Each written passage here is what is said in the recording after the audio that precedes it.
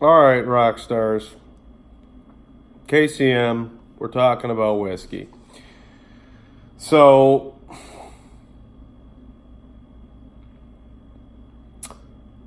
you know that day when you go to the whiskey store and you're shopping for your whiskeys and you're hoping to find something new and you don't find anything new and you're really frustrated?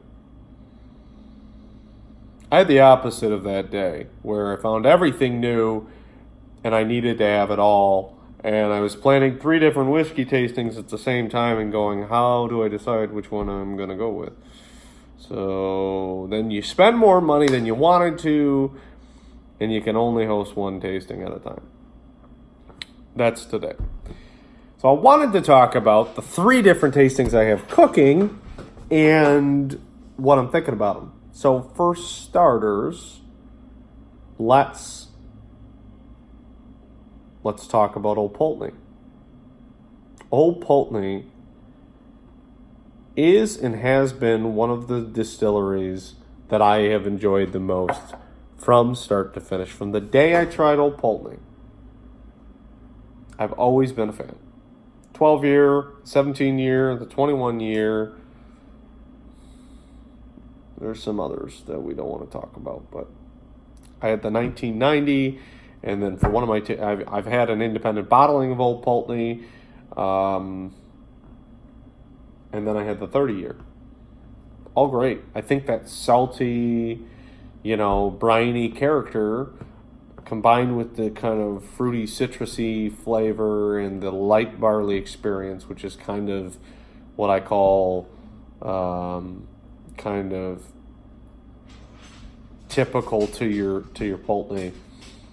I love it. I really do. And I'm not sure if that's a fair, objective assessment of the quality of Old Pulteney, but that's my opinion. So screw yourself. Now, talking about it, this is Old Pulteney 17. I actually got this for my wedding. And it's unopened, right? So, yay. Very nice. As far as reasonably priced Old Pulteneys, does this compare to the 1990 27-year-old Pulteney that I got or the 30-year? No. And I say that knowing that there are plenty of 30 years out there that probably aren't that great.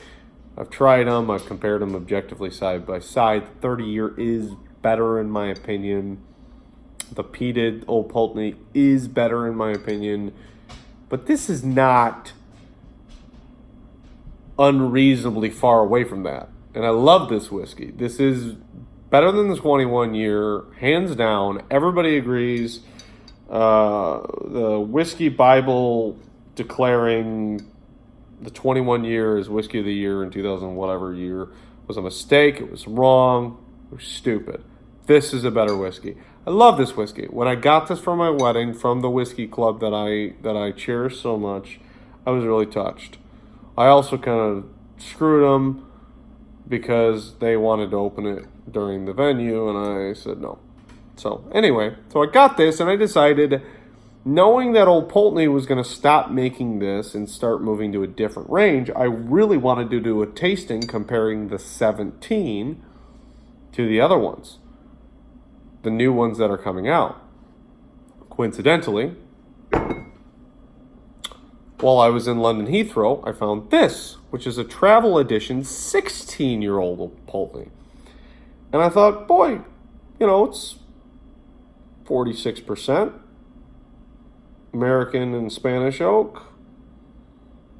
How exciting. I love Old Pulteney. I can't wait to try this. No big story behind it. I don't know anything about it, but I thought I can't pass up this opportunity to try this bottle of Old Pulteney, which, by the way, is something I did in Taiwan when I tried a bottle of Old Pulteney, and I got yelled at, and that was maybe my favorite bottle of Old Pulteney, the one I didn't buy. Okay, that segues into today, when I found in our state the Old Pulteney 18-year. This has been released for a couple months, but it has not been in Michigan. So this is the first presence of this whiskey existing. I knew I had to have it. It's not cheap compared to the 17-year. Even though the 17-year is not going to be produced anymore, it still costs more to buy the 18 by about $30 to $40. That's a lot of delta for a 1 year. So you would hope that it's $30 better. I don't know if it is, and I'm excited to try it out. So right now I have the 18, the 17, and I have a travel edition 16.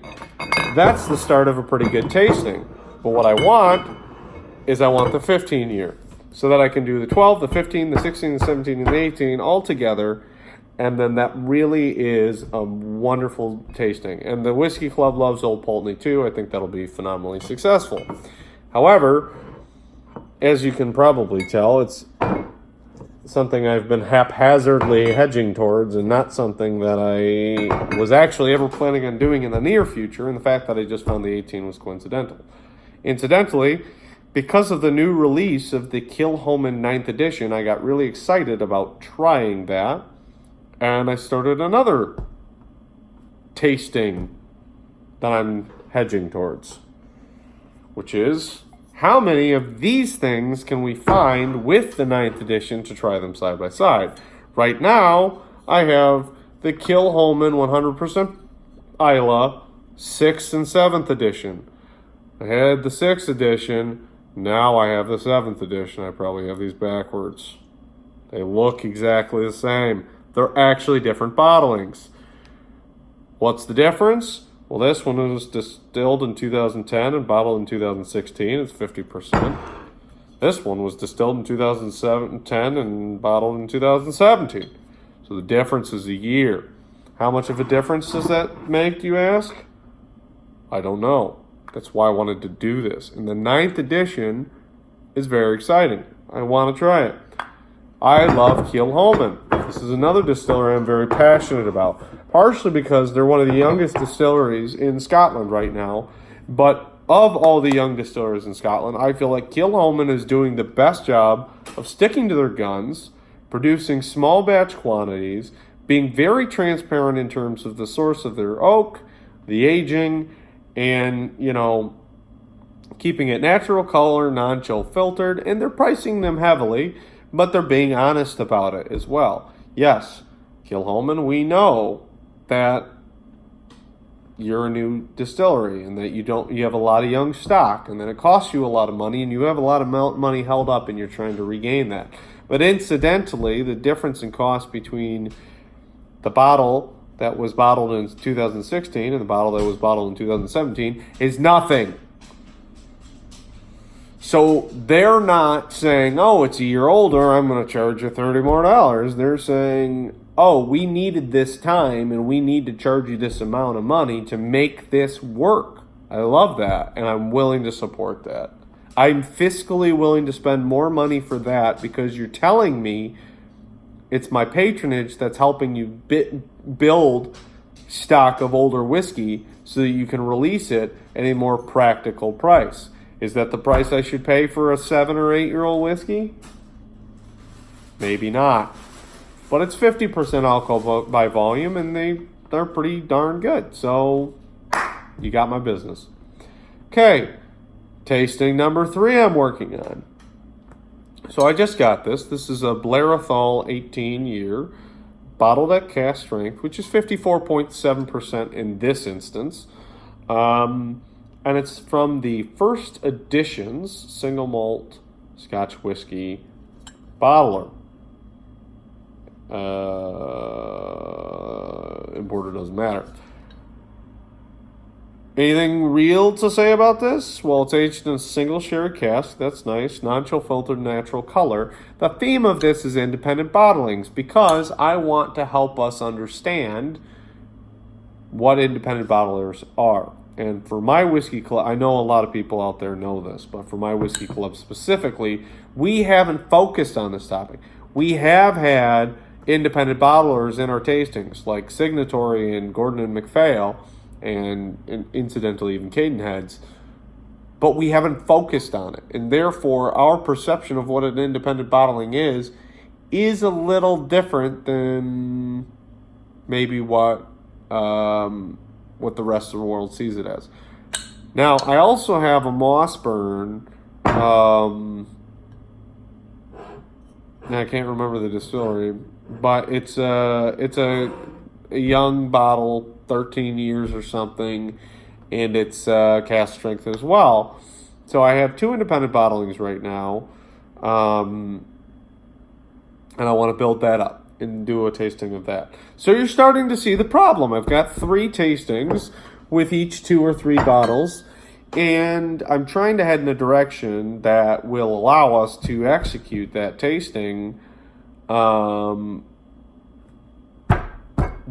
they're all kind of proceeding forward at similar rates.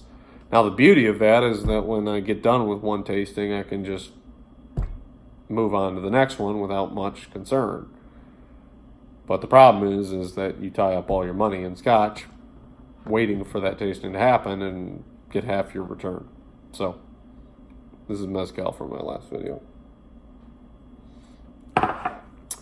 So, those are KCM's prospective new single malt scotch tastings that we're looking at. And I'm very excited about them. The next tasting is going to be in November of 2019. If you're in Southwest Michigan and you want to participate, let me know. It's probably very evident. I don't know what it's going to be yet, but it's going to be phenomenal. And if it's Old Pulteney, you'll love it. And if it's Kilhoman, you'll love it. And if it's an independent bottling tasting, you will love it, because I'll make sure you do. If you don't, you're not allowed to leave alive. And that's how I have such a great group of whiskey tasters. It's pretty intense. Thank you for watching. Until the next video.